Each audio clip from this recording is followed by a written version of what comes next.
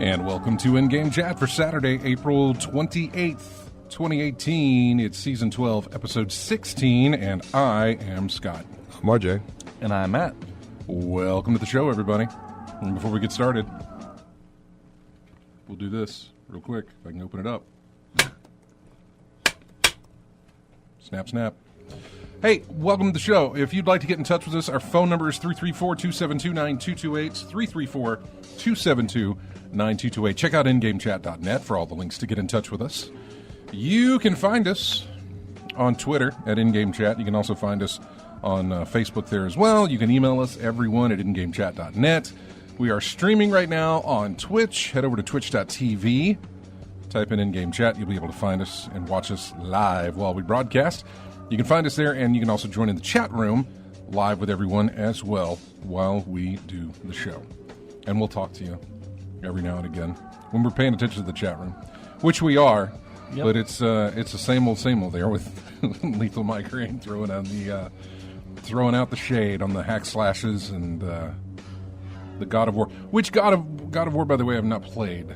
I should go ahead and throw that out there when we go over the what have you played recently. I had a coworker at work tell me that he asked me, "Have you played it yet?" And I'm like, "No, I haven't." He's like, "Oh, it was really good." So I've been told plenty of times. I've heard it from a couple people. Oddly enough, since I've had it in the machine, it's updated I think twice now. Because I'll turn on the machine and I'll look and it's like, bing, downloaded God of War update. I was like, okay, got another update. Nice. As far as I can tell from everything that I've read, there really hasn't been any kind of significant updates as far as, we've tweaked this or changed that. Basically, just some performance upgrades for one thing that I think applied to 4K stuff, which doesn't apply to me, and the text size was increased for subtitles and stuff. So that's about it that I can think of. So anyway, make sure everything's on silent. I feel like I've been rushed. Welcome to the show. Because you were. I guess I was. I shouldn't have been, but I guess I was. Been here a good bit of time to get everything ready. So, as far as what I played, I haven't played anything. I played the demo for Detroit, and we'll get into that, which is the new game from David Cage and Quantic Dream. Yes. Yeah. The new game from David Cage. Heavy Rain, Beyond Two Souls. Fahrenheit. I was going to say Indigo Prophecy, but you can go Fahrenheit, which is exactly the same thing. Slight difference. Very slight, but yes. Uncensored. Uh-huh. But yes, so that is really all I have played at all. Don't forget, also during the show today, we're going to be talking with Twisted Pixel. That is coming up at the next hour, at the top of the next hour, just like we did last week with Rand Miller. So yeah, Twisted Pixel will be on the show. They're going to talk about. We're going to talk about their new VR game called Defector. But I kind of want to go a little bit into the past there, if I am able, and to talk about the transition that they've gone from platformers, 2D side scrollers, to Loco Cycle was a departure from the 2D side scrollers, but it was still a beat 'em up. It was still very whatever. But that was a Kinect title, right? No, Gunstringer was a Kinect title. That's right. Gunstringer was a Kinect title. Loco Cycle was an Xbox One launch title. Okay. This back when Microsoft owned them. Yeah. Which they do not anymore. Microsoft does not own Twisted Pixel anymore. So, but yeah, I'm interested in once Loco Cycle released, these guys went silent for a long time, and I'm kind of curious as to what all happened there. Maybe just restructuring. They had some personnel changes, I know. Relicking wounds. Because I ran into one of them at PAX South. At there was someone else? Well, it was Josh Bear, who's been with the company since we've been interviewing him. And I ran into him. I was like, oh, my God. He was talking with Jeff Keighley, actually. No. Who's the other guy? Adam. Sessler. Yeah. Thank you. He was talking with Sessler, and I saw him out of the corner of my eye, and I was like, okay, well, make sure and go over there and say hello, but don't sit there and stand waiting for the conversation to finish. Because I honestly don't creep. I had nothing left to do with this party. I was done. It was a party for it was a game that GameStop was releasing from Insomniac Games, but GameStop had the publishing rights for it. I didn't know GameStop had got it. Right. Too. It was called Deep Sea, Deep Ocean, something like that. You piloted a submersible around underwater. Song of the Sea, Deep Silver. Deep Blue Sea? No, that was a movie. GameSpot. Song of the Sea. Yak. Did I spell that right? Was it Insomniac Games? Deep Blue something? See, once I typed in Insomniac, it's all... it may not have been Insomniac Games. Yeah, God, I cannot remember. It may not have been Insomniac Games. Games published game. I have to look at this. Was it Song of the Deep? Song of the Deep. Yeah. Is that Insomniac Games? I'm looking it up now, but it's on the first thing I see from GameStop's, yeah. Who's the developer on that? Let's see. If you can find out for me. Mm-hmm. This is how we do the show. We research right here live on the air. Spur of the moment, no prep. Yeah. It's part of our charm. Song of the Deep. Yeah. Insomniac Games was the developer. Man, I had no idea. I really should have paid attention. I really should have rubbed noses with those guys, since now they've got Spider-Man under their belt and are releasing that in September. Yeah. But yeah, I really had nothing left to do. I was done. And then I saw Josh, and I was like, man, I have not seen that guy in forever. And he recognized me, and we chit-chatted for a while. And, I was asked him how Mike was, because we had him and Mike on the show, and Mike had left the company in between now and then. Went off, got married, had a kid, and he left the company. And he was a founder. Off to doing other things. He was one of the founders of the company. And I think I'm still friends with him on Facebook, actually. But yeah, he was gone. Josh was still there. He was telling me, hey, we're working on some stuff, but this is going way back. So they were probably at the time working on Wilson's Heart, which was a VR game that got released not too long ago, to not so great reviews. And then now they're doing Defector, which is another VR title. And I'm really kind of curious if these guys are just sticking with the VR thing or if they're, I don't know, going to figure out what's going on there. But yeah, so we're going to be talking to them at the top of the hour here. As far as games, I have not played anything other than Detroit Become Human. That is all that I have played this week. And I want to talk about that, but these guys have not yet played that demo. I'm not going to be spoiling anything when I do talk about it, but... I want to know... so are you going to talk about it later? Or? Yeah, we could talk about it now. All right, so... Talk about it now. I haven't seen the trailer for it, know a little bit about the branching storyline, stuff like that. You're an android, I'm assuming. Do you want to play the game in full now, or are you more like, all right, I did the demo, I'm not interested? Did it push you one way or the other? I was already committed to getting the game. Okay. So the Steelbook? No. They have a Steelbook coming out? Is there one? Yeah. No. They release... I can't remember if it was one of the PlayStation conferences where they released more information about this in-game. In fact, they did a live playthrough of the game. Mm-hmm. I can remember when they did this, and I was like, oh, this is not going to go well. Just like I remember when they tried to do Until Dawn, a live playthrough. Should I do this or should I do that? So they did a live playthrough of Detroit, and they actually played this demo that they've given us, where he goes in, and you're able to look at pictures, and you're able to find out. Is it the father and the daughter? Is that part of the demo? No, it's no, not that section of it? No. This is you're an android investigating a crime. Okay, because I've seen like the trailer and they had that part where. Yeah, I think you've also seen what I'm talking about. Okay. Here. I think you have. Yeah, the only two I've seen was the one with the father and daughter and the android intervening, and it was a android officer investigating something. Right. This is an android officer investigating something, which leads you to the outside of the apartments where he's holding the child hostage. Yeah, something on the roof, Yeah, the hostage exactly. situation on the roof, yeah, that one. Yeah, and so this is the demo. This is the part of the demo that you play.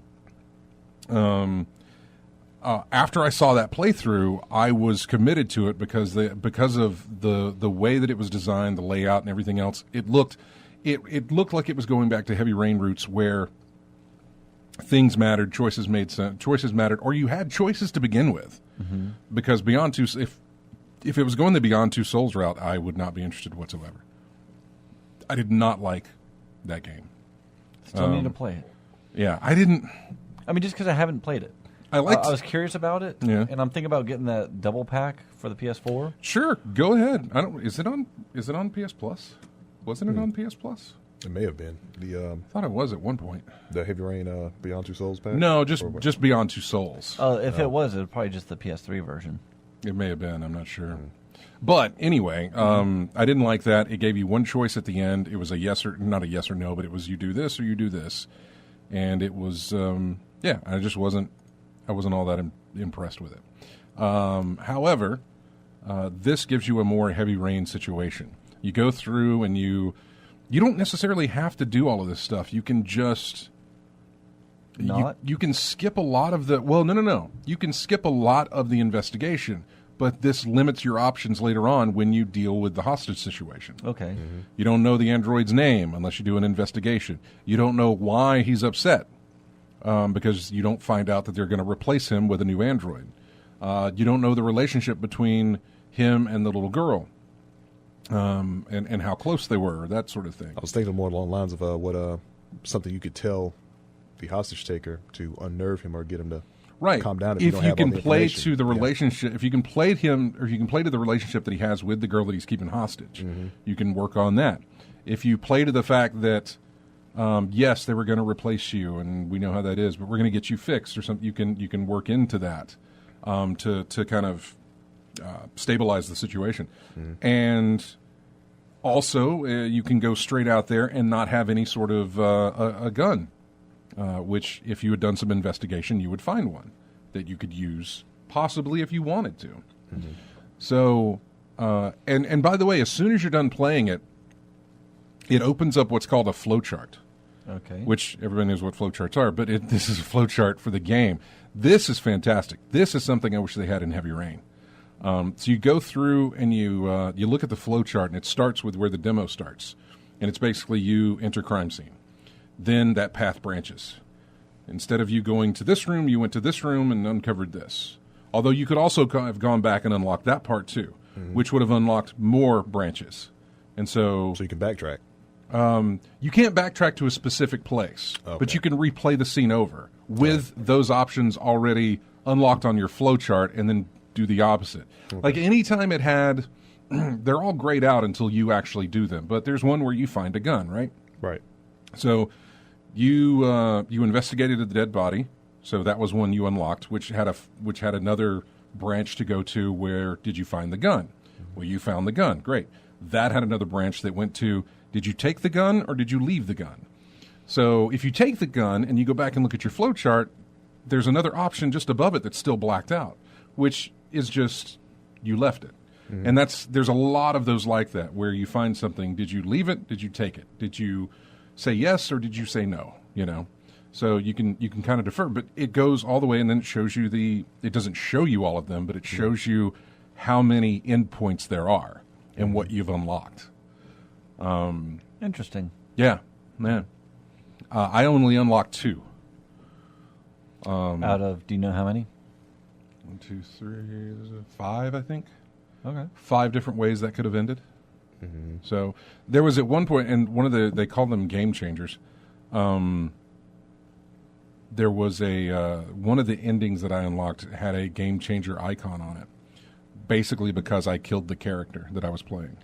Oh. He went to the the hostage was going to just fall off the building. He's like, I'm going to make my decisions now, and he just starts to lean back to fall off. You rush, grab old girl, and pull her towards, but as your momentum carries you over. So you pull her into safety, but you fall over with the defective android, which essentially kills your character, which is a thing apparently in this game you can do. I mean, couldn't that have happened in Heavy Rain? Yeah. Yeah, it could have. Yeah. It could have, yeah. It happens in Until Dawn as well, which is not, obviously I know that's not Quantum Dream. I know that's not the it's same like well, thing. sort of branching. Yeah, it's basically the same thing. There's some decisions that'll lead you to death, some lead you to life. A lot of things here and there. Same the what's called the butterfly effect. One decision early, change something in the end, something like that. Same thing here. Yeah. So it's a really good demo. It's a very quick demo. Oh, it allows for multiple playthroughs to see all. But the it enemies allows in for there. multiple playthroughs, so you can go through this thing. I mean, again, every time you play through it, you do have to go and, if you want different branches unlocked, you still have to kind of do the same thing. Yeah. If I didn't shoot him in one, and I want to, well, then I've got to go back and I've got to make sure I find the gun. The problem with this is that when I walk into that room, I can see the gun where it's at because I played it before. I didn't notice it the first time, but I can see the gun where it's at. But I can't go over there and pick it up until I've investigated the body and discovered it until the android that you're playing as has discovered that. Well, it makes sense, really. Yeah. You see it there, pick it up if you want to. Yeah, I couldn't get him to pick it up until I had done the investigation of the body. And when you do an investigation of the body, there's some investigative scenes that you do where you move the cursor, whatever. You move the on-screen cursor over to a certain object in what you're looking at, and then you hold down a button for it to kind of scan it, and it gives you some info. And then you find something else in that picture and you scan it. So each investigative scene has 2 to 3 to 4 things for you to scan. Once you scan them all, it builds a reconstruction. So then you look at the reconstruction, and then you're in Batman Arkham Origins territory, where you can fast forward the crime scene, rewind the crime scene, looking at wireframes of things happening. And when you do that, you can find other things that you can investigate and realize and make determinations. So I investigated the body of the officer who got shot. And it gives me an ID on the guy, and it gives me where he was shot. And once I do that, I can reconstruct how that scene played out. I can see that he shot the android, but I can also see that the android shot him. And then it notices 2 things. One, on the ground, it notices a footprint. And so when you scan that, it says, okay, the little girl was here and witnessed this incident. And then after the police officer gets shot, he gets blown back and throws his gun. So when you pan the camera around for the reconstruction, you can find the gun and scan it. That's when you notice the gun. Then you can go over there and look at the gun, pick it up. It gives you some information, and you have the choice: take it, leave it. If you take it and you go outside, the guy says, "Are you armed?" You have a chance there to lie or tell the truth. You can lie to him and say, "No, I don't have a gun," which will let you use that gun later. Or you can tell him that you do have the gun, and that opens up another branch of dialogue and things to talk about. So that is a lot of what that Detroit demo was. I don't think it's a full game, obviously. It's not just going to be things like this. I'm obviously playing a android who does investigations. So I'm curious what the other people that I'll play in the game. We know for one, the housekeeper in the drunken father and daughter section. Right, but her not being on the police force, does that mean does she have can she investigate things, or I don't know how it works. Yeah, she's going to play some role, of course. Yeah, I don't know how that works. It's like Heavy Rain had a bunch of different people doing different things. So yeah, it doesn't matter. I'm eager to find out how that all works. But yeah, I enjoyed it. I really enjoyed it, and it gave me hope that, hey, this will be a fun game to play, especially with all the different ways you could play it. So I was already committed to buying it when I saw some of the demos. I was like, oh, when that comes out, I'm interested in it. Yeah. This demo has some. I have one issue so far with the demo. Let's make it 2. Controls are kind of clunky with moving your character. That's kind of all the David Cage games I've played. Yeah, all the way back to Fahrenheit. They're kind of, the controls were kind of clunky. Yeah. The other problem I have with it, is that if you hold a PS4, you hold a PS4 controller, and you can get that. If you're holding a PS4 controller, right? Right. Left stick moves, usually moves things, and you have the right thumb free to press buttons on the face of the controller. Right. So when you go into these investigative things, you have to move the little thing around to find, where a person was shot or the make of a bullet, a bull shell casing that's on the ground or something like that. Mm-hmm. To move that around, you move it with your right thumbstick. It's the most non-intuitive thing. You move it with the right thumbstick to hover it over it, and then you have to press one of the face buttons to scan it. It's horrible. When your thumb leaves the analog stick, does the camera stay where it's at? The camera stays where it's at. You're just basically looking at a still screen. Yeah. Okay. With a cursor moving around the screen. I'm at a loss for words at what I could call it to make it better. Some icon, some bullseye. It's just an icon that's kind of scanning the area, and you're looking for the clues. And when you reticle, yeah. Like a reticle and when you find one, you press the triangle, you hold it down so it scans it, so you can get information about it. Okay. It's just non-intuitive. I want to move the left stick. The first thing I did, I wanted to move the left stick to where it goes, and then hit the button. That makes sense. They want me to move the right, and so it feels weird. So. Those would be my only 2 complaints so far. Well, maybe when the full version comes out, there'll be some type of option to change something. If there, I would love that to be the case. It's a small little nitpick, and it's something I easily got used to. But it's just that whole. It was still on your mind throughout the whole right. playthrough. The whole, because every time I would go into investigate, I would I'd move that little thumb, and I was like, oh yeah, he wants me to move the other one. Just really annoyed me. So yeah. But that is it for you. That's Detroit. That's what's been played. So there. What about you, RJ? I've been playing nothing but Street Fighter V. We had a new character come out for Season 3, Falke. I'm probably saying it wrong. Falke. Falk. I'll just call it Falk. Falk. Just a new character, seeing how everybody uses her, and going through the Capcom Fighters Network, seeing how everybody used her, played against her, tips and tricks on how to defend against her or use her in this case. Not a bad character, a little slow for my taste, but I think everybody's have a pretty good positive outlook on her. But right now, I'm just waiting for the last 2 characters, Cody, 3 characters, I'm sorry, Cody, G, and Sagat. And that's going to come out later throughout the rest of the year. That's all I've been playing, really. Really? Okay. Mm-hmm. Yep. I don't know why I would think you'd be playing anything else, to be honest with you. Well, I was playing the show, but I was working on Street Fighter V for the time being. Mm-hmm. I'll get back into it eventually. You got a tournament coming up or anything? No. Final round already done? Final round was March. Okay. Mid-March, yeah. Sorry, yeah. I'm totally out of it. Karaoke? Anything? No. Never done karaoke. Matt, what about you? So the new Hitman Elusive Target's out. Okay. Haven't had a chance to do it because I didn't want to start it before I had to go to the show and pause it and then whatever. So I will probably do that either later on today or tomorrow. Okay. Hopefully, or Monday. But I'm excited about that. I did the other one that was out and succeeded, which is always fun. Actually, it was set in Paris. I forget which. The Fixer, I think it was. But it was actually one of the quickest elusive targets I've ever done. I have one of my items I have is a phone with explosives. And so I knew the guy was roughly where he was going to be at, and sort of close to a starting section. Mm-hmm. Ran over there, saw the guy, threw the phone on the ground, started running towards the exit. He picked it up, I blew it up, and left. I'm like, well, that was easy. But you have another phone to activate it, or something? It has a little trigger. Okay. Once you're successful with that, can you go through and replay it again, or no. is that? Oh man, that's it. It'd be nice if you were successful in it.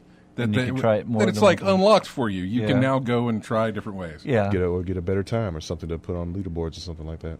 But I miss the celebrity ones though. That was the ones that were the Gary Busey. Yeah, were funny to me. I hope that I hope that he'll be in because they're reactivating the old ones. You know, so I'm hoping he'll be in the reactivation because I missed it the first time around. Oh, okay. And I would love to try and find Gary Busey and take out him and possibly Gary Cole at the same time. Yeah, I've had missed opportunities in Street Fighter V too. They had some extra battles and you can get extra costumes and things like that. It was like something for the head, something for the body, something for the it was like 4 pieces overall. Okay. And I missed the first piece of the day, but it was gone by the time I got the next 3. It was like, it's over. You missed it. So I know that feeling about how missing something the first time around, hoping you can get it back. Yeah. What I have been playing, though, is second season of Batman Telltale. Okay. Okay. I did the first 2 missions. Mm-hmm. So, I mean, I guess not missions, but, chapters. So, doing that. And Battletech released on Tuesday. And That's right. I have been playing Battletech. Yeah. How was that? Oh, my goodness. Okay, you might have a lot to say. It's already 4:30, so we need to take a break. Who's on the phone? Chris. It's Chris? Okay, I'll get Chris real quick, and then we'll go to our break here. Hey, Chris. What's going on, y'all? Not much, man. About to take a break here, but I wanted to get you in before we did, so you wouldn't have to wait.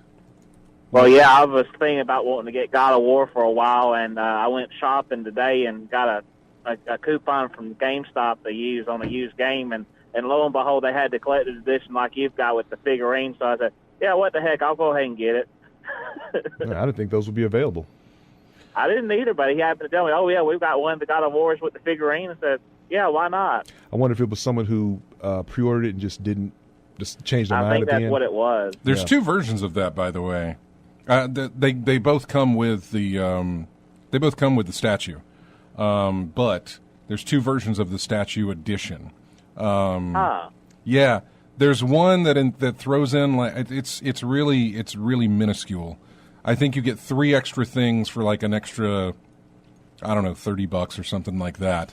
Like a keychain, and maybe I think you get a cloth map. You get a cloth map, a keychain, and something else that comes with it. And and oddly enough, they found a secret using the cloth map. Really? Yeah, the God of War community found a secret with the cloth map. There's Norse runes written along the edge of the map. And they deciphered the runes? They deciphered the runes, which led them on this weird quest, and they mapped out they mapped out the quest on the map itself. They said, okay, well, it wants us to go here. So they went to where all these different places. It eventually led them to one tower. It was 2 different people. The inscription on the map were of 2 different people, and they had 2 different paths that both ended up at the same spot. If you go to that spot, and I can't remember what it is, I've got the article saved somewhere. If you go to that spot and you input the directions in your controller, north, west, north, north, west, west, south, blah, blah, blah, all the way through, you unlock some piece of gear. Ooh. Yeah. Oh, that's cool. I'll have to Interesting. remember that when I get mine out. I think it's God of War Stonemason edition. Yes, the Stonemason edition, yes. 150. Yeah, 150. Yeah, full game, 9-inch statue, limited steelbook case, 2-inch. Which comes with the regular big special edition that Chris picked up. Yeah, Hold Your Brothers Yeah, carvings. because mine was like 150, 160 or something with attached, if I remember correctly. Somewhere around there. Yeah. Yeah, and so it was just interesting what they were able to do. People actually deciphered Norse runes, and Yeah, I like things like that. That makes your day, doesn't it? yeah. Google it up, look it up, and find it so that you can look at that and see exactly what all went into finding this whole thing out. And I'm guessing now that it's out on the internet, if you don't have the $150 edition, you could just follow the directions off. Yeah, you can Oh, buy, yeah. Yeah. See, that's or cool. YouTube. Yeah, you could Redbox the thing and be able to get the items. So yeah, why pay when other people will do the work for you, right? Yeah. But I mean, it's neat yeah. that they. But I love stuff like that, man. It's They like put that in there. It's like the whole thing that people have been searching forever in GTA 5 at the UFO or the at the jetpack big and- mountain over there. Yeah, Chiliad. Yes, loved that stuff. So yeah. Well, anyway, Chris, thanks for calling in, man. All right, I wanted to call you last time, but y'all were busy with the interview and all, but I did tune into it. So y'all have a good one, and we'll talk to you later. All right, dude. Thanks, Take care man. now. Have a All right, one. bye. Bye-bye. All right, we're going to take a break. When we come back, more of In-Game Chat right after this. There's music that has a theme. I don't know. Have you given up on the themes already? I haven't, but it's hard to do when you have an interview. Okay. Because I want to play music from the games of the people we talk to. So the theme is music from Twisted Pixel. Right. No. You will hear Twisted Pixel songs, but there is a theme, with the exception, I believe, of one of the Twisted Pixel songs that we're using. One of the songs we use, I think, to open up the interview is for Loco Cycle. Mm-hmm. That is the one you don't need to worry about. But everything else has a connection. It is not a very deep one. It's actually a very general connection that these have. So think kind of wide open. Don't think very small. Think very wide open as far as what you're going to hear today. So if you want to try and guess this. The first thing we've got here is, this goes back to a game that I remembered really enjoying but never actually finished because I didn't get the rest of the episodes. Pity Arcades on the Rain-Slick Precipice of Darkness. Oh, yeah. Remember that. This is called Fighting the Enemy. We'll be back with Morning Game Chat right after this.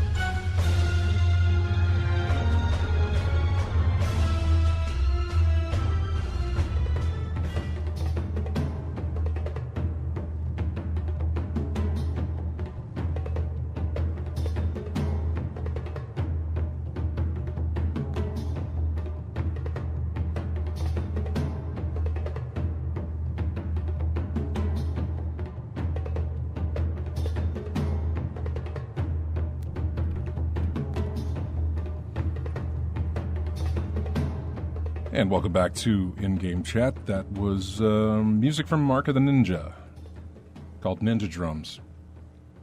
That makes sense. Descriptively enough. If it was Ninja Accordion, that wouldn't make much sense. No, it wouldn't. Might have made for a better title, though. Ninja Polka. You know, just something. Ninja Drums. There you go. You know what? That might actually exist. Ninja Polka? Ninja Polka? That might actually exist. Just because you said goodness. I doubt it. To the internet. Quick, to the internet. Anyway, back to... Well, you wanted to tell us about BattleTech. I'll tell you later. Did you find Ninja Polka? There's something on YouTube called Ninja Polka. Oh, right. Oh, my goodness. Nice. Post that in the chat room so we can look it over first and see what it is. But yeah. But anyway, BattleTech. Yes. Tell us about it. BattleTech. Man, I really wish that... You're the only one who could tell us about it because I have not played this, and Yeah. nor do I have desire to. Just it's not my world. It's not your wheelhouse. Mm-mm. I wish Kevin would have told me, let me know, that the demo would have been, this fun, and I should have played it because I'm enjoying it so much right now. Oh, it's even better then. Yeah. I love going in blind to something and really, really finding something that I really love. That's now, it's in your this is in your wheelhouse. So I used to play. Full disclosure, I guess. I used to play the tabletop BattleTech back in the '80s. Okay. It was one of the very first tabletop games I played. I did not. The same time I was playing D&D, which is D&D is different than the tabletop aspect of, because you had the miniatures and they're all role playing games in a way, but we would have our miniatures out, and we would play our games. So I've been a fan of the BattleTech universe since the '80s. Right. And I knew you'd been a big fan. Mech I knew Warrior, this was something you were yes. really looking forward to. I've played the Mech Warrior games. I love them. Mech Commander, all that stuff. So going into this feels like the tabletop experience only on a computer. Okay. It is turn-based, which I enjoy. It's turn-based strategy. In this atmosphere, I enjoy. Sometimes I like a real-time strategy, when I play Shadow Shadow of the Ninja or Shadow Tactics. Okay. That's more real-time strategy. But the turn-based strategy is just fantastic. I'm still, starting out pretty relatively early in the campaign. I've done a couple of skirmishes with Kevin. Actually, 2. One of them we lost connection, and the other one we played last night. And my Lance of 4 mechs beat his Lance of 4, so that was kind of cool. I was down to I think 1 mech standing. Mm-hmm.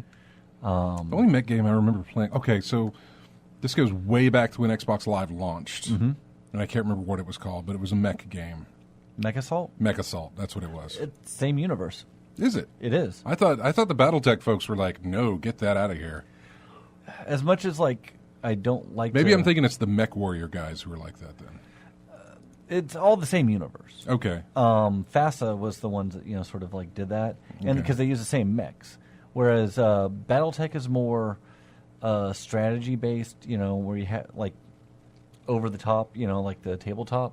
Mech Warrior, you're a single mech warrior basically in a mech. Yeah. And you might have wingmates and stuff like that. The other one I played was Hawken. That's which I know that's a completely different universe, but I really loved that at the time. Yeah, really did enjoy that. And Mech Assault's more the arcade version. Was Steel Battalion that was also outside of? That's outside of it. That's not in the Mech Warrior. Love the controls, universe. Even though I never played it. Love the controls. I would love to get my hands on that controller set if I get it to work on my computer. I know, yeah. That thing was great. But no, I'm totally loving on BattleTech. I like the strategy aspect of it. It's some of these missions are it's kind of hair raising because if you're you're a mercenary, so you have to manage finances. That comes part of it. After to upgrade your mech or to repair or to just actually for everything. Wow. You owe the bank loans, and so every month you have to pay off. You have to pay on your bank loans. This sounds horrible. So you have to take missions to make sure you have enough money to pay off the loans. If you run out of money, then they foreclose on your ship and the game over. So it's a constant balancing act between all right, I need to I have 29 days before my next payday loan where I have to pay off the bank loans, also pay my my troops, the people that you have in your squad, and keep general maintenance on your mechs. You gotta have payroll. Yeah, you gotta have payroll. So let me take some missions. And while you're taking the missions, if you take damage, all right, that's extra money that repairs, you have to do repairs on, or you could also get salvage. So that's a good thing too. It sounds like something like from EVE Online, the micromanagement, managing funds, doing this. Not and that. Quite as crazy as that, but yeah, So it's a. I like this. I find it really interesting. Where if your people take damage, they're out of the fight for a while. Could be up to 29 days. I had one guy was hurt so bad, he's still in medbay for 100. He was in a medbay for 109 days. That's a coma. Yeah, basically. So I used him in one battle, and I haven't used him since because he's still in medbay. Yeah. So I just finished another. I finished a battle before I got ready for the show, and all right, 2 of my guys are sick. I have to do repairs on 3 of my mechs, and then upgrade this one. And the guy in medbay, you can't hire find a you can doctor, hire. Well, you can't specialist, hire a specialist doctor or something to like help. that. No? I don't think so, but I did hire another sort of mercenary to sort of take his spot. Okay. So that way, someone will pilot one of the mechs, so I could have a lance. Because you have your squad or group, whatever it's called, a lance, and so I have a lance of 4 mechs. So that way, I have people, and you get them sort of upgrade the people to be better pilots or better with sensors or better with gunning and this kind of stuff. The strategy aspect of it is what I'm really enjoying. It really, so it's pretty good. Like Mech Assault or Mech Warrior sounds like that's just action. Yeah, it sounds like It sounds like in those 2 games you're the pilot of the mechs and you're doing the battles. Yes. Whereas BattleTech feels like it's you're the commander, sort of Coach Simulator 2018, where you're kind of coaching the team, or you're being or End War. In a sense. In a way, although you do have your character, that you're moving around, that you're piloting around the battlefield, but you also have you tell the other characters, all right, you go here, you flank from this position, stuff like Yeah, that. no. I know what And you're saying. Yeah, it's a lot of fun. I mean, you could run up on another mech and just punch them, and like that'll do a lot of damage. And it's all the strategy of like where do you hit them? If they're already hurt on this side, you could target that side with your with your guys, or if you do close range, you could also fire your close range stuff. I mean, it's a lot of fun.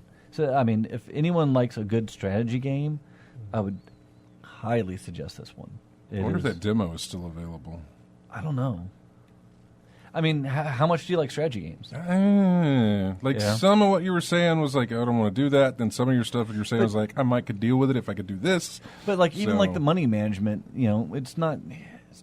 I don't even find it tedious. I just find it like, ooh, okay, so I have this amount of money to deal with, and it lets you know like how many months you could go on without without going bankrupt in a way. Right.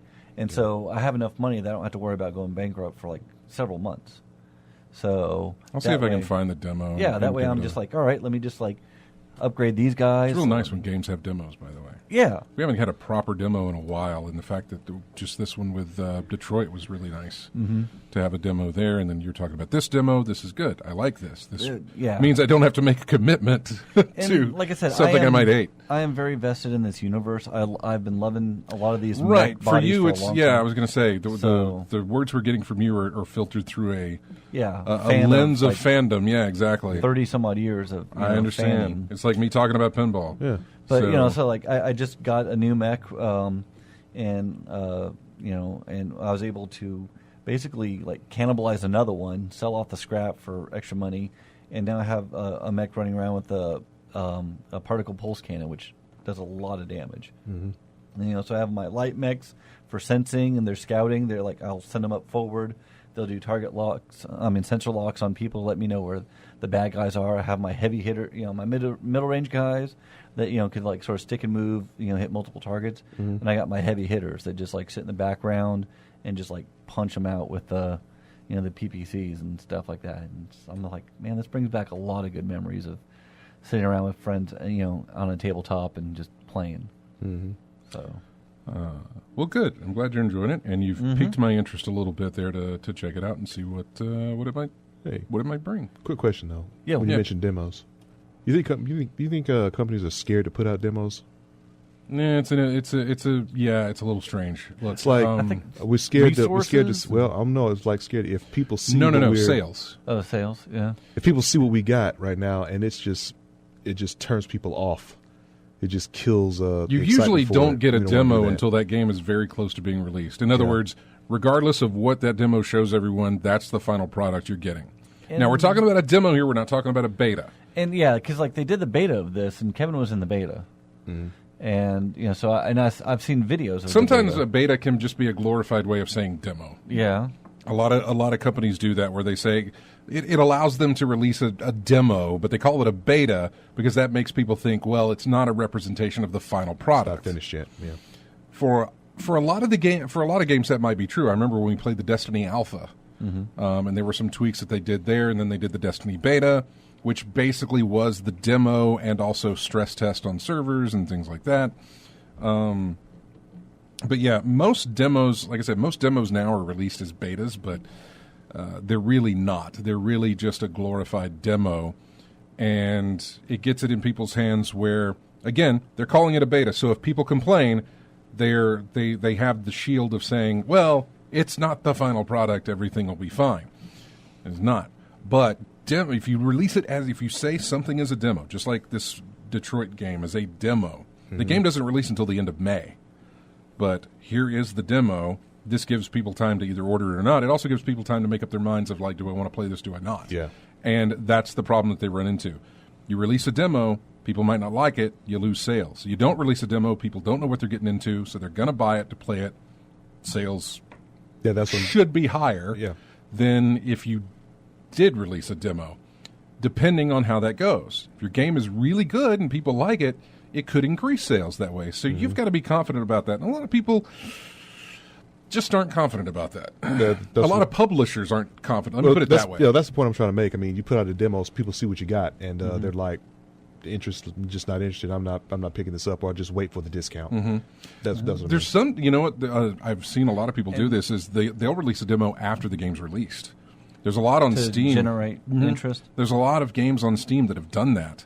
I really haven't noticed it too much on consoles, but I've noticed it on PC, where they'll release their game, and it'll be fine, or whatever, it's fine, and it doesn't do bad. It may not do great, but it doesn't do bad. They release a demo later, like, oh, hey, here's a free demo now. You can try this out. So they don't run the risk of losing those upfront sales. And what they do is increase the chance of somebody seeing this and picking it up after they play the demo once the game's released. They're not... The dice roll isn't as favored against them as it was before the game released. And and again, then you've got the option of releasing as something called a beta, so that you can hide behind the shroud of it's not finished when it really and truly is. You can always know when something's actually a beta. When's the game release, and when did this beta get released? That's a good way of knowing. If the game comes out in a month and you got a beta a month before or 2 months before, it's probably a demo. It's very likely a demo of the final product. If you ever want to go back, you can look up a story about when Sega released the. This goes back in the 360 days, by the way. Sega released a demo for the Iron Man game based on the movie. Iron Man or Iron Man 2, I can't remember, but they released Back in the what days? Way back in the days, back in 360 days, Xbox 360. Okay, yeah. Go back to the Xbox 360. They released a demo. Sega released a demo for Iron Man. A lot of people played it. The movie was out. Everybody was hyped. Wow. Horrible. It killed it. The demo killed it. Nobody was going to buy that after playing the demo. And there was actually stories on that.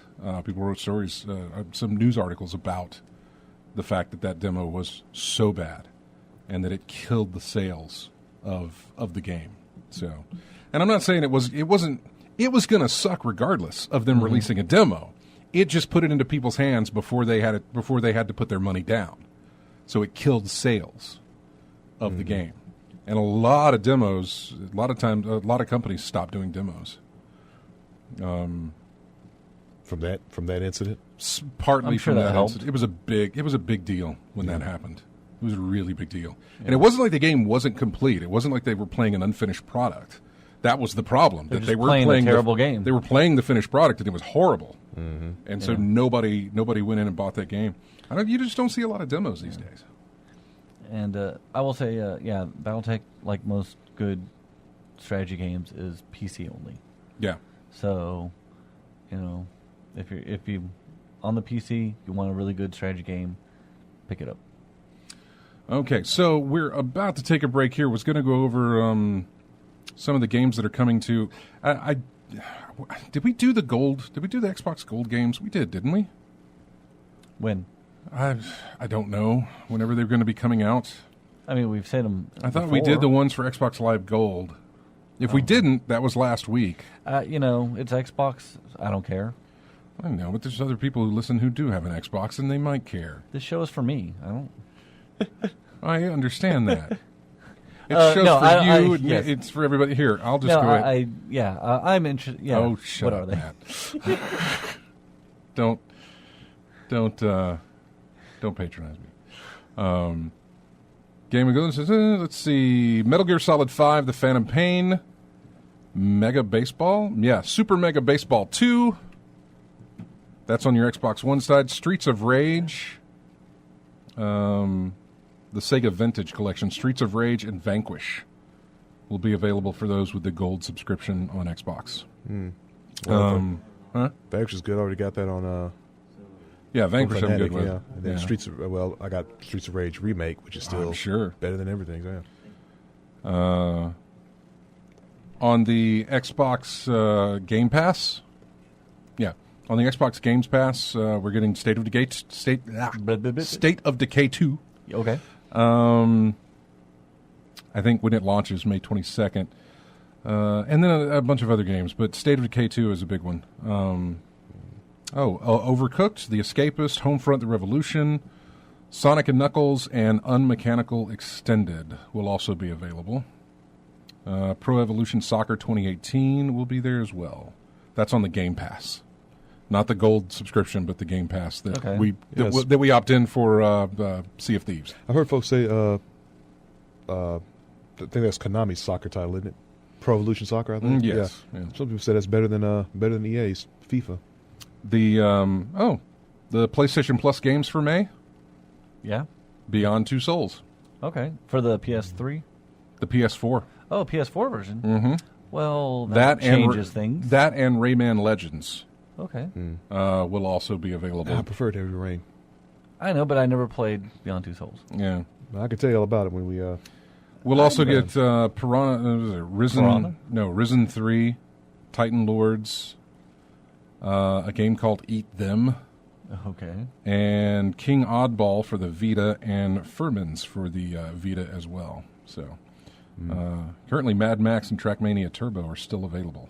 And I would suggest to anybody, if you've not played Mad Max, get it. Got them both. Yeah. Get that game. You ain't got to download it. Just put it in put it to your account. All right, so we're going to take a break, and when we come back, we will be talking with Amanda from Twisted Pixel. Yay! And so, again, the theme fits, but we'll have a track from Loco Cycle, which does not fit into the whole theme of what we're trying to play with the music today. So this next track comes from N+. We have played it before, but it fits into the overall theme of what these tracks mean. So we'll be back with more of In-Game Chat and Twisted Pixel right after this.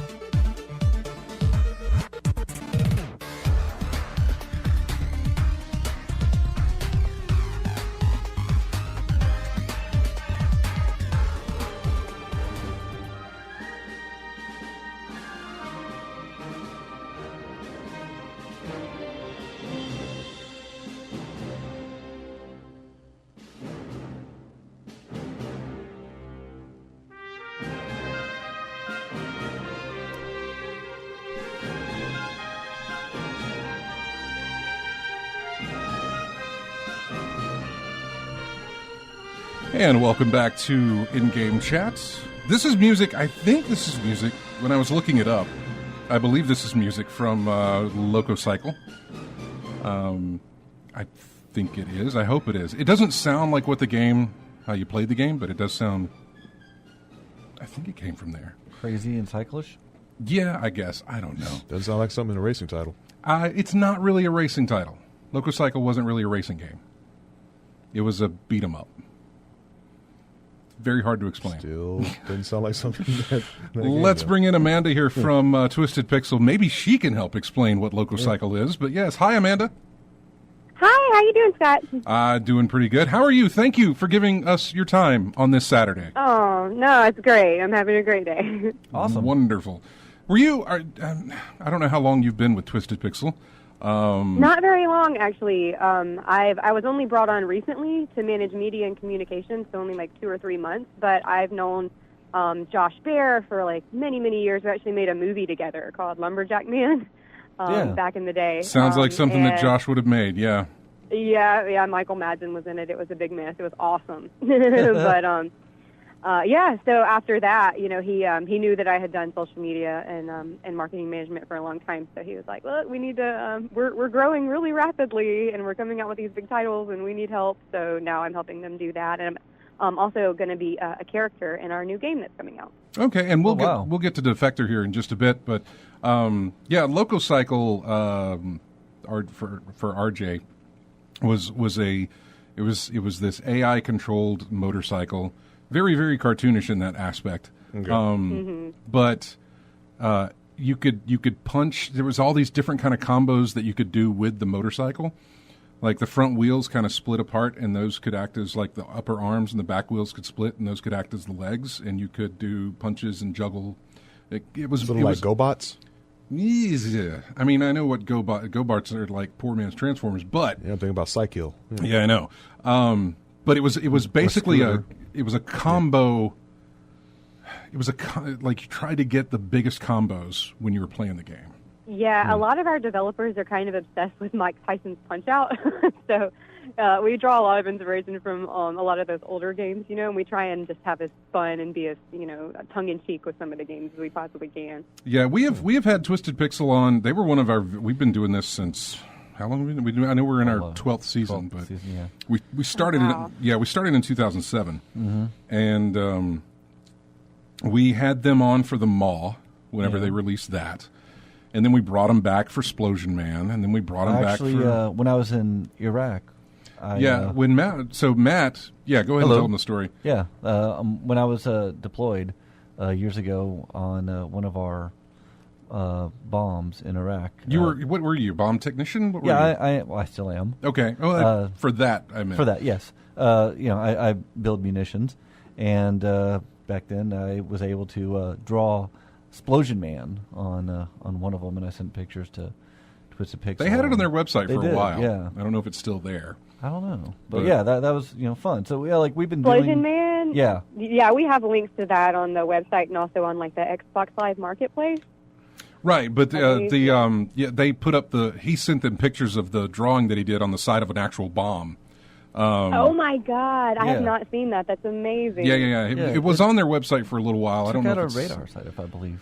It took out a radar site? Yeah. Wow. Okay. Oh my goodness, that is so cool. I'm gonna have to dig that up. That's amazing. You can ask them about it. No one from work is hearing this. It's gonna be put back up there. Have you told John? I don't even know if you contact him or anything. Have you told Josh that you were doing our show? No, I haven't. He is so busy right now. I'm sure oh my he goodness, is. Defector I'm sure. is crazy. So I'm just kind of leaving him alone. That's totally fine. We had him on for Splosion Man, Miss Splosion Man. We had him on for Gunstringer. We had them on for Comic Jumper. We teamed up with we did a fundraiser for Penny Arcade's Child's Play charity, and we did this thing where if you bought enough of if you donated enough, you got your name into a raffle. And so the more you donated, the more amount of chances you could win. One of the prizes was get your picture as a bonus unlockable in Comic Jumper. Oh, my goodness. And so somebody got their picture, one of the winners got their picture in there, and then we got a thank you at the end of the game in the credits, the show and me and that sort of thing. So it was really, really cool. It was the first time my name appeared in a video game at all. Oh, there you go. I know. I still have Boom Goes My Ringtone as one of my ringtones. As one of your ringtones? Yeah. No, they were fantastic. Oh, my God. I love that one. We're big fans. Yeah, we are. Always been big fans of theirs and what they've done. So thank you guys. Which was kind of strange because after Loco Cycle, they went kind of underground for a while. Mm-hmm. They went silent for a very long time, to the point that I ran into Josh at PAX South. Oh, I can't remember what year it was, but we were at a party for Song of the Deep, which we were just talking about earlier. There was some kind of launch party for Song of the Deep, and I just noticed Josh out of the corner of my eye just because his hair was sticking up. And I noticed him, and he noticed me, and we started talking again. And I was like, man, how's everything going? I asked him about Mike. He's like, oh, Mike's not with the company anymore. He went and got married and had kids, and he's left. And he was telling me you guys were working on some great things, that I should come to the studio, but he couldn't tell me what he was working on, which I'm guessing was Wilson's Heart at the time. It must have been, yeah. So, I mean, I think we kind of went silent there for a while. We were affiliated with Microsoft for the longest time. Right, and then after Loco Cycle, I think. That ended, yeah. And so now we've recently become more affiliated with Oculus and are trying to develop, much bigger budget, much, more like virtual reality titles and that sort of thing. So, and it takes so much more time and development and just brain and energy power and everything. So we did have to kind of lay low for a while because we were just like redoing everything, building new green rooms in the studio and hiring new people and everything. So things are really different now, but we're still trying to keep, our same energy and our same vibes and not take ourselves too seriously. Oh, I think Defector does that very well. Oh yeah, I really appreciate it. There's a lot of little Easter eggs you can find in there where you feel like, oh man, this might even be GoldenEye on the 64. Yeah, was that the shift then? Was once because again, you guys laid low, and I guess now it's shifting into instead of like 2D platformer type beat 'em ups. I guess it's moving more towards VR experiences. Are you guys going full on VR experiences now? We're not going to go full on, probably not ever, honestly.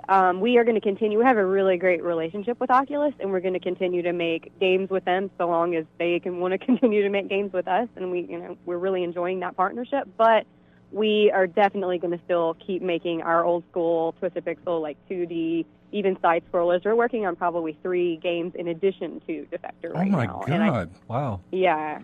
Crazy amount of things coming out. So I remember. we're a little overwhelmed. Yeah, I remember talking to you guys when we were talking about Splosion Man and Maw, and I remember when you guys were working on Maw, and I asked Mike, I was like, "Hey man, how many people are on the team?" I think you mentioned like 11. Yeah, no, we're like way over 30 now. Holy cow! I've never talked to you guys when you were even with Splosion Man. I think it went up to like maybe 20. Or maybe even not that. I think maybe it was around 15 or so. They hadn't increased that much since Maw.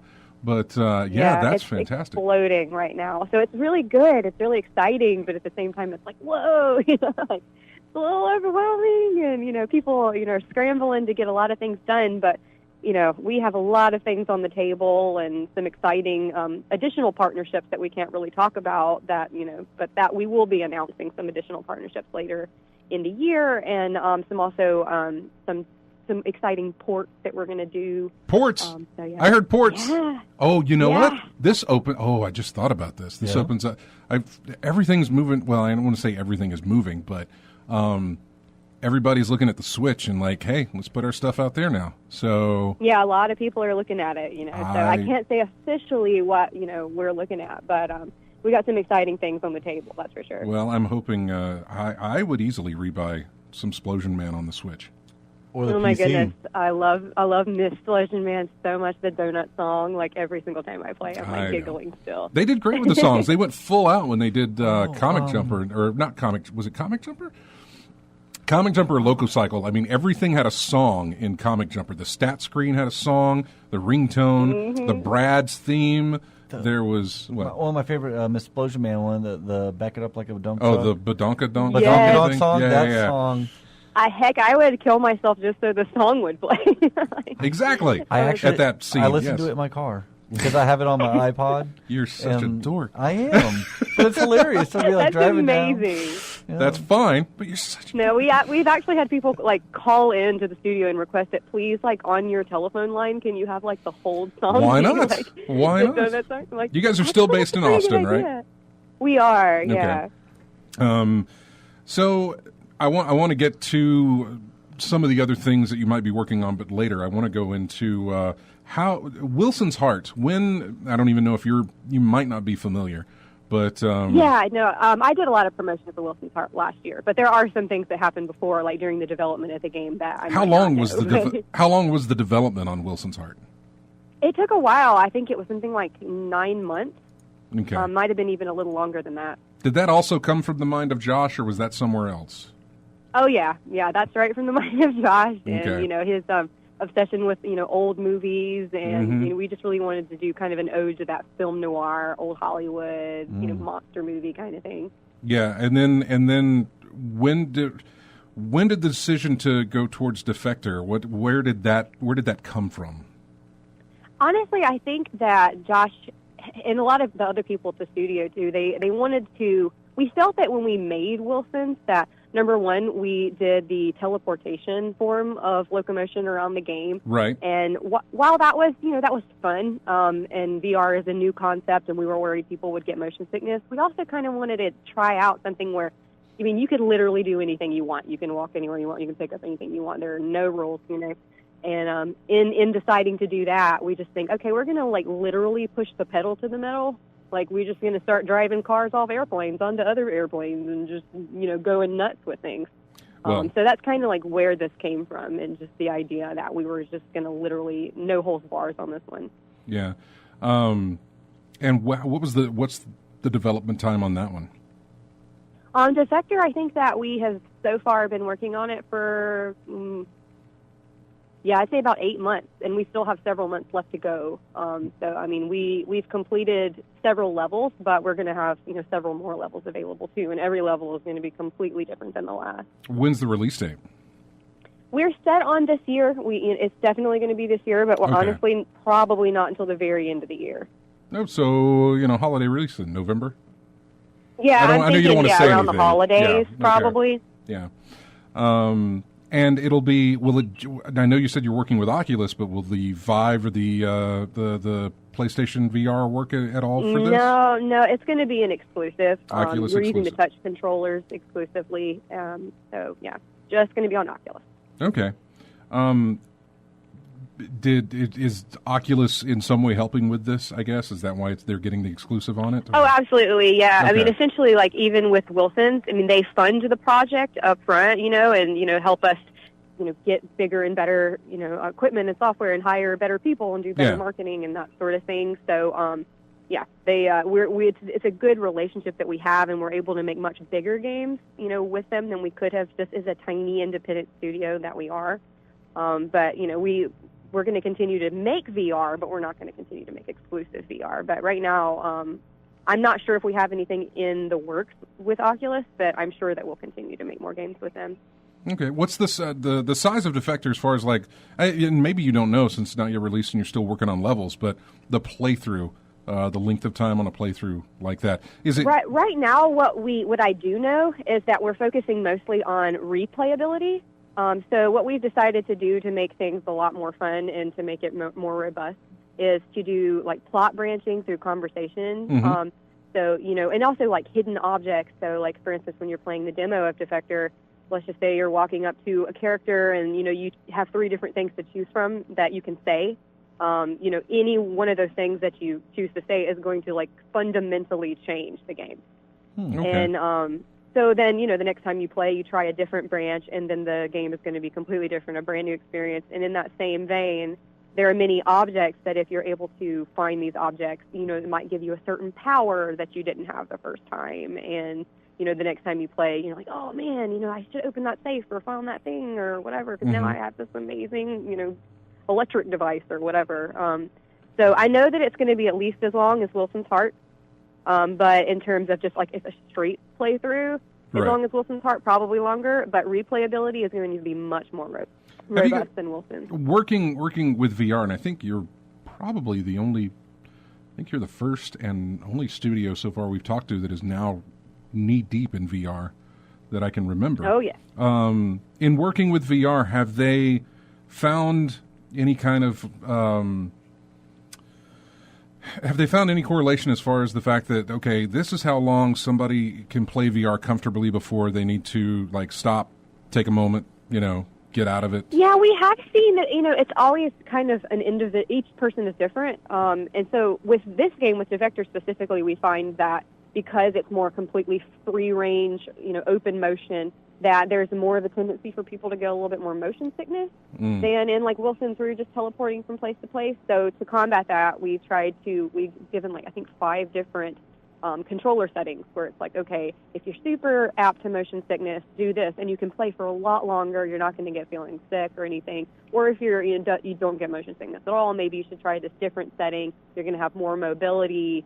But even with me, I'm not a very motion sicknessy person, but sometimes with this game, with Defector, it's so realistic. It can get a little okay, woo, yeah, maybe I should take it a little slow, and I use a setting that we have. It's called full control with head movement. Mm-hmm. Basically, what we've tried to do is if you're wearing the Oculus headset and you're looking in a specific direction, we found that a lot of times if somebody pushes forward and you're not looking forward, you can get a little disoriented. So we added a feature where, depending on where your head is looking, if you push forward, you're going to go where your head's looking. So that seems to have really made it a lot easier for people to not get sick and to be able to play for a lot longer. Is that like tank controls? It's in a way? I remember in, oh God, what was the game? What game was it? Was it Resident Evil? Yeah. Where it didn't matter where your head looked. That was the direction you went. No matter what direction you were facing, if you push up on the stick, you were going to walk forward. But not in the direction that you were looking, though, right? I can't Yeah, remember. Your head like didn't from turn what I Resident remember, Evil. like you could literally be looking, to the left, and you push forward, and you still go, and it can get a little disorienting in Right. VR. Oh, yeah, I feel yeah. like it's like, oh, I'm spinning now. The touch controls, I guess, are going to be a part of this too, right? Absolutely, Yeah, okay. and we have really utilized them to the max. I mean, like in Defector at this point, you can literally pick up just about any single object you see, and the physics are there. I mean, you can stack things. I mean, I'm sitting here like doing interviews with like Rolling Stone, and I swear they're getting more of a kick out of like throwing cheese at people's face. Oh, yeah. Like, I like watched- shooting people up. And Yeah, I watched so somebody funny. play through it online and in a video, and it didn't seem like they were too acclimated with how VR works. Right. And it's one of the Yeah. most frustrating things to watch is somebody play Someone a else game. play, yeah. Because Yeah. you're just yelling at the screen. It Do is, that, yeah, it do is. that. It is worse than like watching movies when you tell people not to go in that room. When you watch somebody play a game who doesn't know how to play that game, it is the most frustrating thing because it's just, you're yelling at, stop doing that. You're doing it wrong. No, you have to. Because I saw him. He was trying to reload the gun, but he hadn't ejected the clip that was already in there. Oh, he couldn't do it, no. and it was just And over the and little over. button is there. It's like push X. You can Yes, do it it. was like all you have to do is just you have to eject that and then go. And then, oh boy, it was really annoying. Oh, it's so frustrating. But, it's a lot of people. You either get it or you don't, But like Yeah. we found that, like what we tried to do is add this little like dossier, and you can push these little buttons and it'll be like, do this. It's like, yeah. Sometimes people just get like really lost in it, and they don't realize like they're still in the mind frame that this is like regular video game, like I'm like, no, you're in it. You're really this character. Like when you're loading that gun, you're like legitimately going through the motions. We're so used realistically. we're so used to active reload, which is basically, or I say active reload, I don't even know if that's the right term, but it's the thing where when you're in a auto-reload. game, I'm used to hitting one button and everything reloads for you. as soon as I pull the trigger for whatever amount of time, I just hit the button, it drops the clip, loads the new one. Exactly. But you in VR, your actions are what really make this thing supposed to be. So you do have to release the clip yourself. You do have to pick up the next clip. You have to insert it, and you have to do all of Yeah, this. You have can't to throw just the cheese. barely put it. Yeah, you have to throw the cheese. You do. And the thing too that I've seen people struggle because we have a lot of again, back to the Mike Tyson's Punch Out thing. We tried to put in a lot of like hand-to-hand combat and a lot of really fun stuff that we could play with in VR. And I see people, they'll have the controllers and they'll be like, like these little baby punches, and I'm like, Right. no, man, you got to like really punch. And, It like, does really because it kick measures motion. It measures speed and everything. Yes. It has the gyro whatever's in the controller to sense the force that you're putting into it and that sort of thing to translate that into the game. I mean, it is. It's VR, and it's sometimes that can be a hard concept to translate to someone else. It's like, this is you in the game. Do those things. Yeah, you're like literally in there. Yeah. So, in fact, who's doing the who's doing the music for Defector? I honestly do not know who's Okay. doing the music for Defector. The guy who had done the music honestly. for all the way up through Loco Cycle was a guy they called Chainsaw, and I didn't know if he was still with the team and still doing it, or if that had I believe changed. he is still with the team. I don't know why, but from what I understand, no, he's not with us anymore. Okay, and that's fine. I just know it's been a while since we've talked to you guys, so it's sort of like trying to play some catch up here as to what's Exactly. been going on.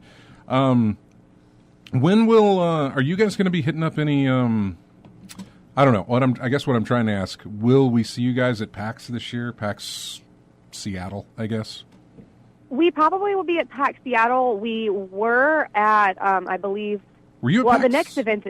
We were at PAX East, but we had not officially announced our title yet, so it was very selective. So you weren't You at know, PAX, that we but you were weren't at only- PAX South this year, right? No, we weren't at PAX South. We were Okay. just at PAX East. PAX just South seems not- like such we werenn't a- demoing to the public. Yeah, PAX South seems like such a Easy. easy thing for Right because there. it's like Austin to San Antonio, which I know is a lot Right. longer than what you think because Texas is gigantic. It's but, pretty gigantic. I know. Yeah, I think at that time we weren't at a place where we were ready to really like move forward or show the game or anything like that. But yeah, we were at PAX East, and but our embargo only lifted like a couple weeks ago, I believe. So we were there, but we were only demoing to reporters, and we were like, we were not going to announce it for the next couple of weeks, so don't say anything about it. Gotcha. for the Well, I next hope couple that weeks, you but now guys. we're all good. Yeah, I hope you guys will be at the next one I'm going to is Seattle. for that. Oh yeah, we'll probably be there. I We'll hope be at so. E3 and everywhere else. So. Yeah, I don't do the E3 thing anymore.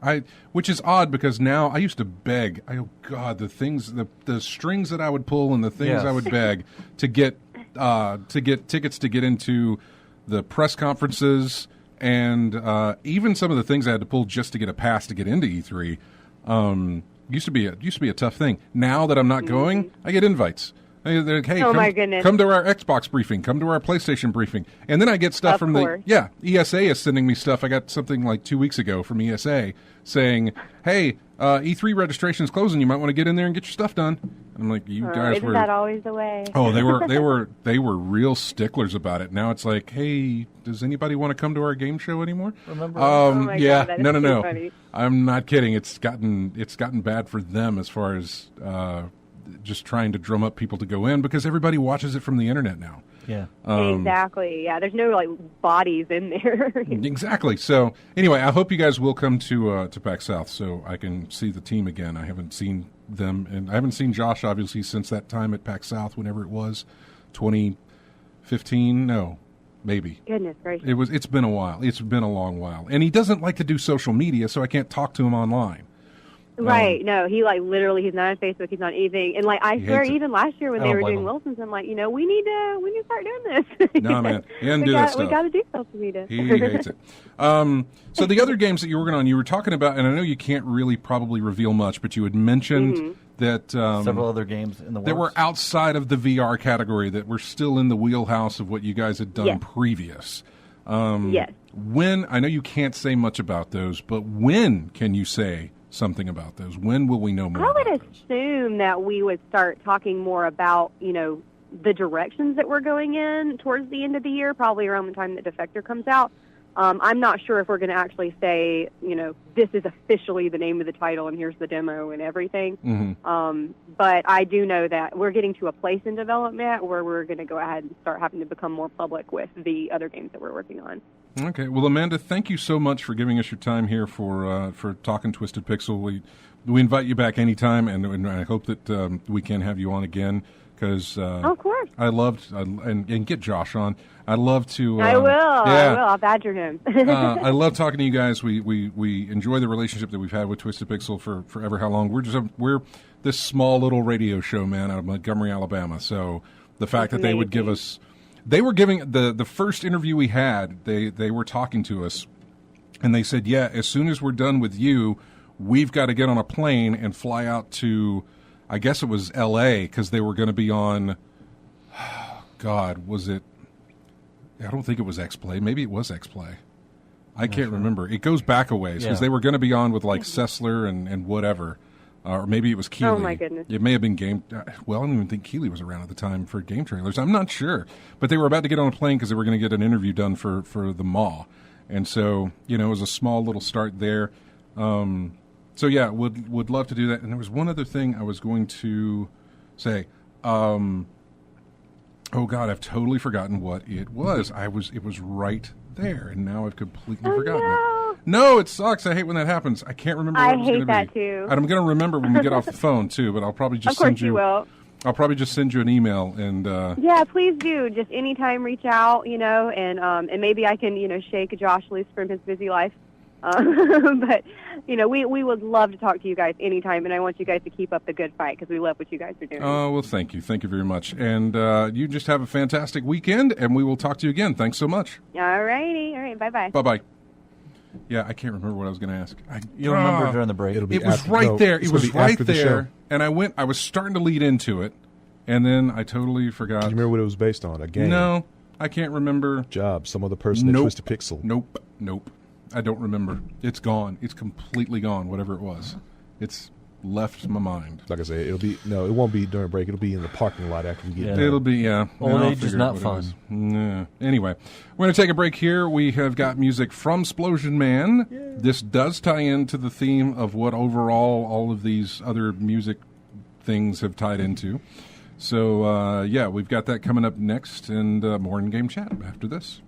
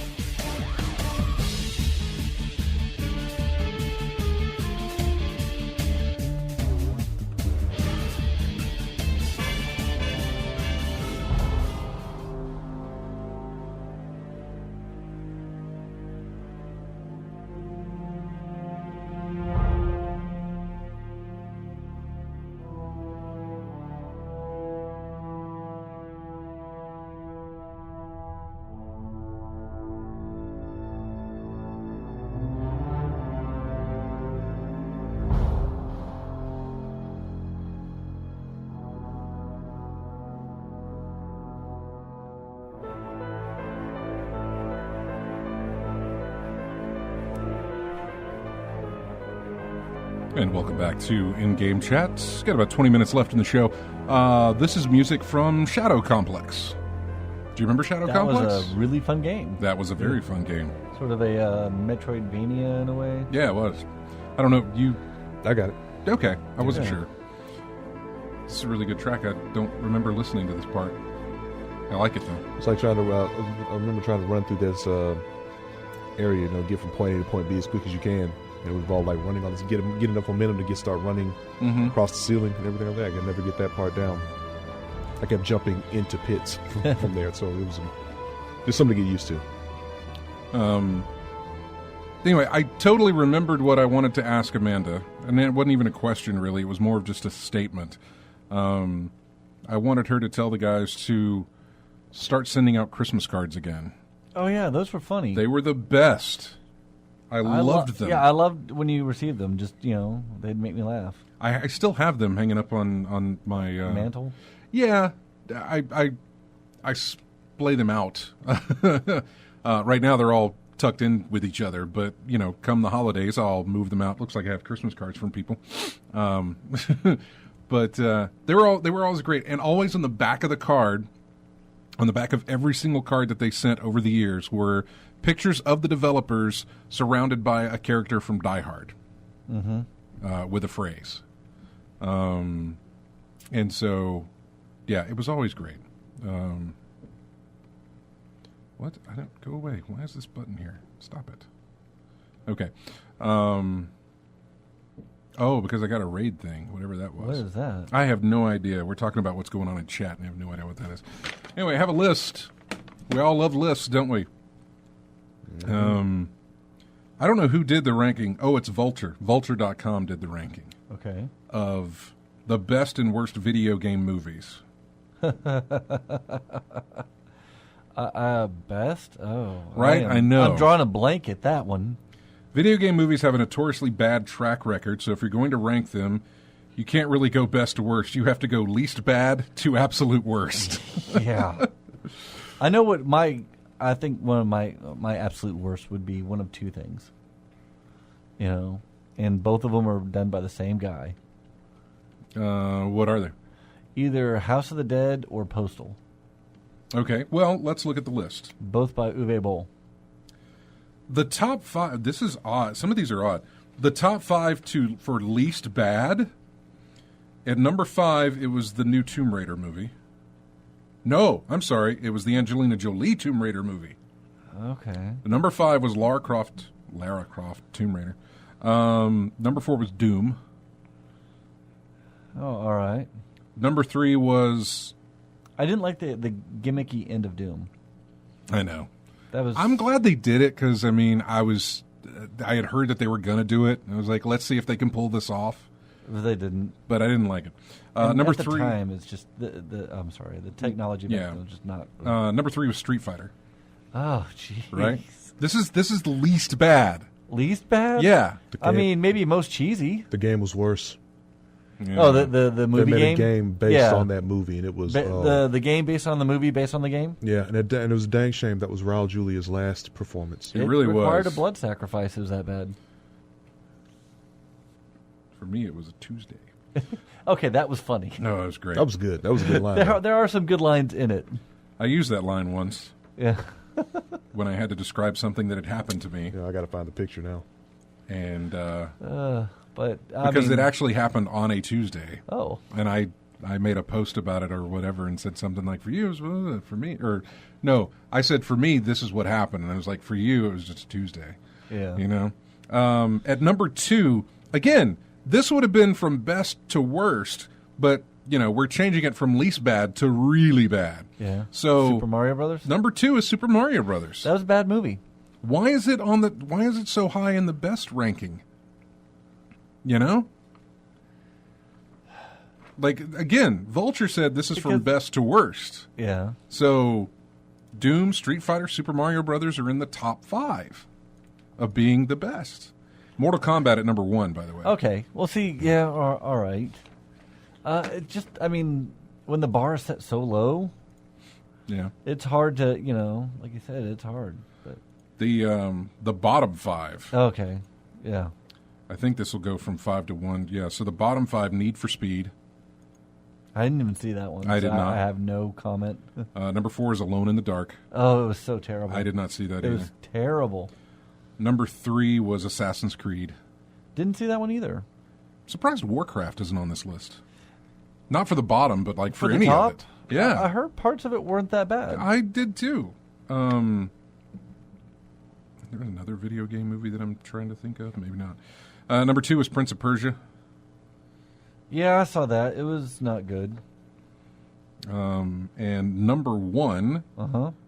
was a movie from 2007, Okay, 07. Postal, as the worst. Yes, I would agree. That's the one you guys joked on me about. Really? Yeah, way back when I was sick, and I'm just watching Netflix, and next thing you know... next thing you know? That was the next thing that you know was the line? next thing you know line. Yeah, the yes. next thing you know. Oh, you're watching Postal, and you wish that the flu would finally finish you off, because it was that bad. Yeah. Well, Ugh. I was trying to find your bomb picture from the Yeah, I Spider-Man can't. thing. I couldn't find it. Me Yeah. neither, which is probably good. Less evidence out there. I can't, there's not... Because we're not allowed to do that anymore. Oh, yeah, okay.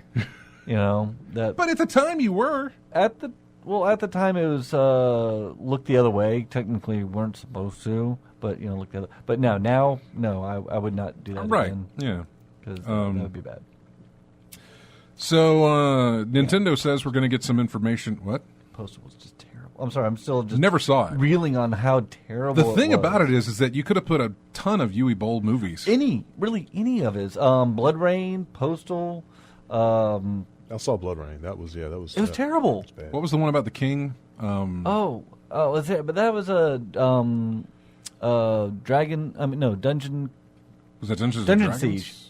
Was it Dungeon Siege? I think it was Dungeon Siege. I thought it was like something of the king or whatever it was. It was subtitled. Subtitled that? Yeah. Okay. But I think, that was Dungeon Siege, if I'm not mistaken. Like, how come Resident Evil isn't in the list? Because I would have put that on the better end of, Right. At least the first one. That should've- Everything after that was just... Super Mario Brothers could Oh, God, easily... Far Cry, yeah. Uwe Boll did I Far know he Cry. did, That was yeah. terrible. But, I mean, those movies that were in the top 5, you could easily put Resident Evil in there. At least You could have put Silent Hill. the first one was actually really... Yeah. That was a really good one. That would actually... That and Mortal Kombat, I think, would be my top two. I think the Silent Hill one was the one that Closest closely resembles. followed the game, the source that it was Yes. that it was drawn from. And did it Did it justice. well? Did it well? Yeah, the music, the atmosphere, the everything. Especially with Pyramid Head. Oh, yeah. There's a reason you Even feared, though he was in 2. Yeah, there's and a this reason was you based on feared 4. Pyramid Head, Yeah. and you saw it in that first one. Oh, yeah, it was Dungeon Siege. Yeah, I was trying to think of some other video game movies that have done quite well with what they've done. But you're right. Yeah, I would say that Silent Hill and Resident Evil, which is what they had. They I would've drug put that out to those- like 6 movies. Yeah, I would have put the first Resident Evil and Silent Hill. I would have bumped them Super Mario off the list for that. Yeah. I mean, at least Street Fighter, like I said, it was cheesy. It wasn't good, but it was funny. Yeah, Lethal Migraine mentions Hitman. I didn't see the new one. I have it, but I didn't. I haven't The seen it. Max Payne movie? Oh, Really, so really terrible. did. So terrible. No. The thing about those movies is that if you That had released on my birthday. I was if you really had- excited to see it, and it was great. I was thinking about the thing about it was people who I've found who like those movies, they have absolutely no experience with the source game. material at all. Yeah.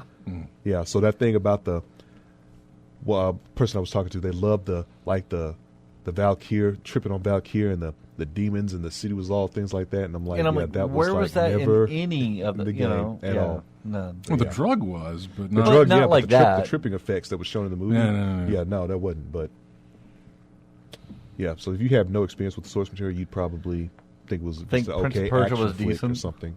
Well, like one of my friends thought that the Assassin's Creed movie wasn't I bad. said one of my friends. It usually means him. One of my friends. No, My I have friend not. liked it. I have not seen Assassin's Creed. I have not seen it all the way through. I have it because there was a steelbook, but I fell asleep watching it, and then I went back to try and watch it again, and I fell asleep again So I have not actually seen that whole movie. Were you fully rested at the time you started? No. I was Okay, I was going to watch a movie in bed, and so I fired up Assassin's Creed and fell asleep through it. I woke up the next day and I was like, I should probably finish watching this. And I started it from the beginning and then nodded back off. And then I think I tried it again before I went to bed some other night, and again, crashed. In Origin, you could get the movie outfit for Bayek. Oh, okay.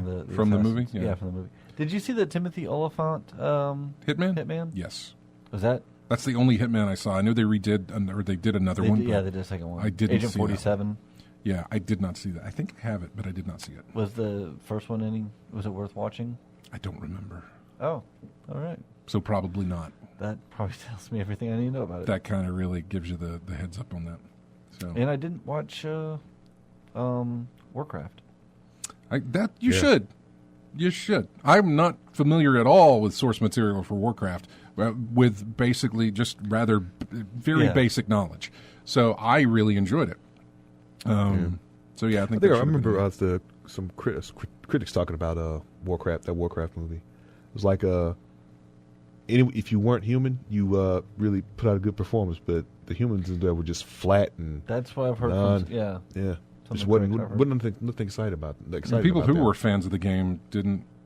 I don't know that they were a fan of the film, or they thought it really used it took a lot of liberties with some of the things. I can't remember. I don't know. Isn't that generally the problem with the video game movies? A whole bunch of liberties being taken. How do you distill something that could be potentially hundreds of hours down to 2? Yeah, you don't. Yeah, exactly. Or something that even gives you player agency, like a video game does, down to Granted, some games try to be more movie-like, like David Cage's stuff or Kojima's stuff, where you're watching cutscenes for 2 hours long before you actually do anything. Yeah. But it's hard to go from one to the other. I would think. We don't have much time left, but just a couple of quick hits. Nintendo is going to reveal more details about their online service sometime next month. Okay. And by next month, I mean May, which is coming up very, very soon. Yeah, in how many days? Yeah, Wednesday? Or is it Tuesday? Tuesday, I think, is May. Yeah, Tuesday is May 1st. So very, very soon we'll have some more information about the online service coming to Switch, whatever they're going to do there. Fortnite is now apparently the largest free-to-play console game of all time. Meh. I know. Okay. For the month, yay for those. I have people at work that just come up to me like, "Oh, you playing Fortnite?" And I'm like, "No." Like, "Oh, why not?" I just don't have any interest. It generated $223 million across all platforms, up 73% from February.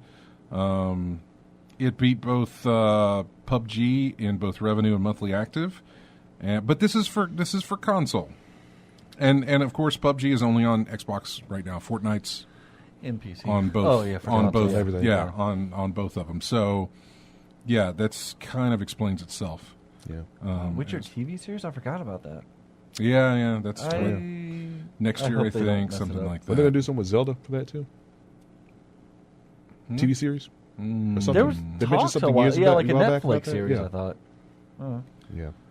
Well, the guys who did Valiant Hearts are working on another game. Really? Yes. They're okay. It was released from Ubisoft. It's Ubisoft, but it was from their... I forget which division. It was one of their other divisions, but it was Digix Art, Digix Art. Okay. From so they are working on another World War I game called 1111 Memories Retold. I like that. Yeah. I do not know when this is due out. There is a launch trailer for it, which I will plug into the chat room there so you guys can see that. But it's nice, and I'm very interested in seeing what they do with that. So it was good to hear that was going to be released. And trailer for Shadow of the Tomb Raider dropped yesterday. Right. Interesting? I don't know. It's a trailer to. Yeah. It doesn't convey a story to me, just yet. A location, at least. It does give us a location, but there's absolutely no gameplay shown. No. Not that we need gameplay after it's already had 2 games previous. We understand how it's going to. Yeah. We kind of know that. If you don't know what Tomb Raider is by now, then this is probably not the one for you. But I'm still not sure. I don't know. I don't know if I can do it again. I don't know if I can do it for the third time. I can. I That's fine, man. I definitely can. I didn't finish the second time. There was so much to do. I didn't finish There it. was a lot to do. Yeah. I think Matt asked you about earlier about when we were talking about Jurassic Park. You feel the same way, Scott? More of the same? I've been through this before. The second one did feel that way, although it did give you a new location. It gave you a bigger hub to deal with, and I enjoyed that. It gave you a lot to do, and I think that might be my issue with it, which I know can't have too much of a good thing, but maybe you can. Once I made it to like the next village or whatever it was after the main hub, I made it to another village, and I was tired. I think you have to prepare for an incoming attack in that village or something. I can't remember, but. Do you know I would like to see Tomb Raider do something like Uncharted 2 when you get to Nepal and you're sort of like walking around and there's people there and, you know, it seems like a lived-in community before the attack. I would like These to are see all abandoned places that you go to. Yeah. And as much I do like the tombing and the mating and The stuff tombing? like that. The tombing? You like the tombing? Yes. I would like to see more of a world where the only other people that you're really in contact with are bad guys. You know, I would like to see like a lived-in world, you know, where, you know, Laura could be walking around and just, you know, explore a little bit without having, you know, like, oh, the I know how to shoot this person. Like, oh, look, it's just a civilian or NPC. So I would like that. Instead of just action from the get-go, huh? Mm-hmm. Yeah. Well, we've got to end it here because I get something else going on here pretty soon that I got to get to as soon as we're done. So I want to thank everybody for joining us in the chat room and everybody listening on the stream and on the radio. I want to thank everybody who grabs us each week from iTunes or however you get our show for later use. We do appreciate it. Dug up the old Zune recently. I did. I still have it. The Halo You're the 3. one that bought it. The Halo 3 branded yeah. Zune. Still got it. If it still works, have at it. Yeah. Go to ingamechat.net. You can join us on Twitter, Facebook. You can subscribe to our YouTube channel. If you're watching us on Twitch, you can subscribe to our Twitch channel. Steam, we've got a Steam group. Xbox One, we got a group there. PS4, we got a group there. We got a Discord and all that other stuff. So Buy anyway, Battletech and challenge me. have a great week. Thank you for listening, and we will see you next Saturday. Music here from Castle Crashers is what we're going out with. Did anybody come up with anything? Obviously not, because I am not good at making puzzle games like this. These were all games from Xbox Live Arcade. I told you to think in a very general aspect. Yeah. So, yeah. Too broad. Very broad. Very, very broad. Have a great week. See you next Saturday.